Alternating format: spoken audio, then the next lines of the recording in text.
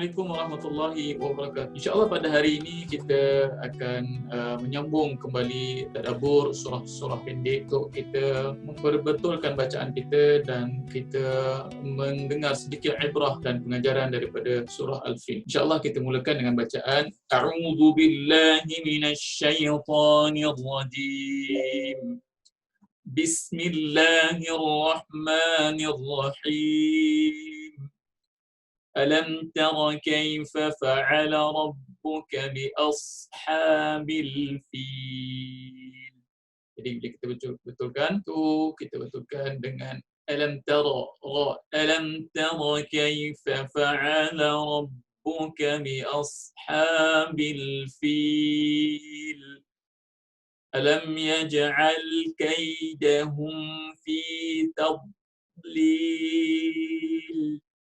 وأرسل عليهم طيرا أبابيل ترميهم بحجارة من سجيل فجعلهم كعصف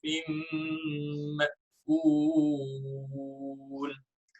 Jadi Allah berfirman dalam surah Al-Fil dengan nama Allah Subhanahu wa taala yang lagi Maha Penyayang dan Maha Pengasih. Tidakkah kau wahai Muhammad sallallahu alaihi wasallam perhatikan bagaimana Tuhanmu telah bertindak terhadap pasukan tentera Abraha, iaitu tentera gajah. Bukankah dia telah menjadikan tipu daya mereka itu sia-sia dan dia mengirimkan kepada mereka burung yang berbondong-bondong ataupun yang sangat banyak yang melempari mereka dengan batu-batu daripada tanah liat yang dibakar sehingga mereka hancur berkecai seperti daun-daun yang dimakan ulat. Kita akan melihat kepada latar belakang surah Al-Fil ini. Surah Al-Fil ini diturunkan di kota Mekah dan merupakan surah Makkiyah. Di mana kalau kita lihat sebelum daripada surah Al-Fil adalah surah Al-Hamazah yang Allah Subhanahu wa taala menceritakan bagaimana insan itu diuji dengan harta, dan Allah Subhanahu wa taala mendatangkan pada surah Al-Fil ini menunjukkan kekuatan duniawi, iaitu kekuatan tentera dengan ada bergajah dan sebagainya.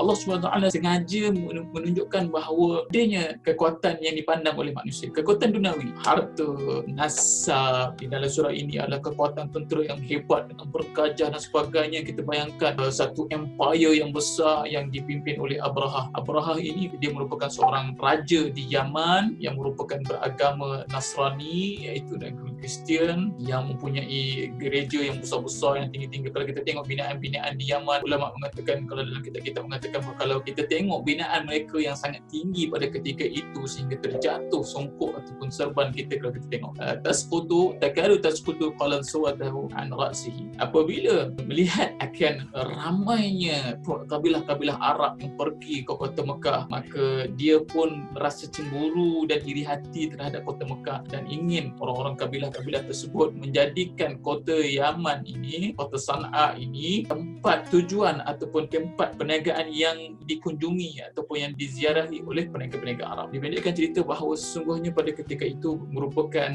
peristiwa apabila tentera Abraha menghantar rombongan menyerang kota Mekah. Maka tentera Abraha dengan kehebatan-kehebatan yang membawa binatang iaitu gajah yang merupakan satu tunggangan yang amat hebat pada ketika itu. Kita bayangkan pada zaman dahulu hanya mungkin yang paling besar adalah unta ataupun kuda, tetapi ini tentera yang menggunakan gajah. Kita bayangkan daripada Yaman ke Mekah itu mengambil masa sama di antara perjalanannya daripada Syam ke kota Mekah. Kalau dahulu mungkin kita bayangkan begitu bersungguh-sungguh untuk menghancurkan kota Mekah. Jadi apabila sampai ke berhampirannya kota Mekah, maka Abraha pada ketika itu Datuk Nabi Abdul Muttalib berjumpa dengan Abraha dan menawarkan sekian-sekian binatang, ternakan dan harta sekian-sekian supaya kembalilah, janganlah dihancurkan kota Mekah ini, Kaabah ini, ya. Tetapi Abraha menolak. Maka Abdul Muttalib mengatakan, pergilah kau ke Ru'usul Jibal ataupun pergilah ke puncak-puncak bukit supaya tidak diserang oleh tentera Abraha tersebut. Maka apabila berbincang dengan Abraha, dia katakan, sesungguhnya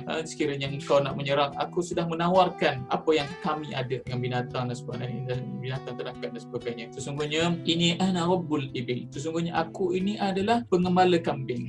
Wa inna lil baiti rabba sayamna'hu, dan sesungguhnya bahawasanya bait ataupun Kaabah ini mempunyai Tuhan ataupun penjaga sayamna'uhu yang akan menghalang daripada Abrahah ini untuk menghancurkan. Maka Abrahah dengan bangga, makana liyamtani' minni, maka dia tidak akan dapat menghalang aku. Qala anta wa dzak, engkau dengan perang engkau dan Allah SWT akan membalasnya. Apabila nak masuk ke kota Mekah, kita bayangkan dia dah sediakan dengan tentera bergajah besar, bala tenteranya, dengan kita bayang misalnya pada ketika ini dengan kapal terbang, dengan bantuan udara, bantuan dan sebagainya. Mungkin sekarang ni ada menggunakan drone, tetapi kita bayangkan bagaimana kalau dia nak menyerang kota yang menjaganya lebih hebat daripada manusia. Apabila sampai berhampiran dengan kota Mekah, maka dengan izin Allah SWT sampai pada satu tempat. Apabila mereka memukul gajah-gajah mereka, gajah mereka tidak mahu pergi ke kota Mekah.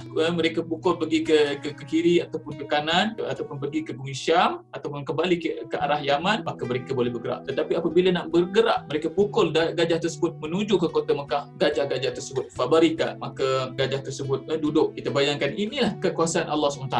Maka Allah SWT menghantar burung-burung yang membawa batu-batu yang terbakar, batu-batu tanah liat yang terbakar dan campak ke atas tentera tersebut. Ada yang hancur badannya di sana. Bahkan Abrahah sendiri terkena pada jasadnya dan kepanasan tersebut memakan sedikit demi sedikit unmulah, sehinggalah apabila sampai ke kota Yaman, mereka ini seperti ayam panggang ataupun burung yang dipanggang, sehinggalah Abrahah dan tenteranya mati disebabkan perkara tersebut. Inilah kalau kita nak lihat bagaimana Allah Subhanahu Wa Taala nak tunjukkan sesuatu kepada kita, bahawa walaupun hebat tentera manusia, tetapi kalau tidak dibenarkan oleh Allah Subhanahu Wa Taala, Allah menghantar hanya tentera yang paling kecil yang manusia tidak fikir, tetapi boleh menghancurkan satu bala tentera yang hebat, empayar yang hebat pada ketika itu.